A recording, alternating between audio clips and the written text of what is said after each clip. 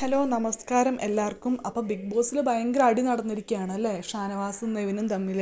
ഇപ്പോൾ അതിനെക്കാട്ടിലും വലിയ അടിയാണ് സോഷ്യൽ മീഡിയയിൽ നടക്കുന്നത്, റിവ്യൂവേഴ്സ് തമ്മിൽ.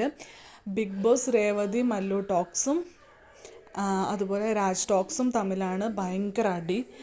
അപ്പോൾ രേവതി ആദ്യം ഒരു വീഡിയോ ഇട്ടിട്ടുണ്ടായിരുന്നു, ഷാനവാസ് ഈ ഷോയിൽ നിന്ന് പോകുന്നതായിരിക്കും നല്ലത്, കാരണം ഭയങ്കര ഹെൽത്ത് ഇഷ്യൂസ് ഉണ്ട്, നെഞ്ചുവേദനയാണ്, ഹാർട്ട് അറ്റാക്ക് ഉണ്ട്, ഈ മനുഷ്യൻ എങ്ങനെയാണ് ബിഗ് ബോസിൽ വന്നത്, ഇത്ര ഹെൽത്ത് ഓക്കെ അല്ലെങ്കിൽ തിരിച്ചു വരാതിരിക്കുന്നതാവും നല്ലതെന്ന് പറഞ്ഞിട്ട്.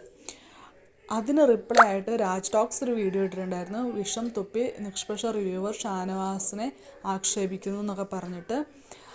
ഈ വീഡിയോ കണ്ടിട്ട് ഭയങ്കര ട്രിഗറായിട്ട് രേവതി ഇപ്പോൾ വേറൊരു വീഡിയോ ഇട്ടിട്ടുണ്ട്, ഭയങ്കരമായിട്ട് ഇമോഷണലി പറയുന്നുണ്ട്.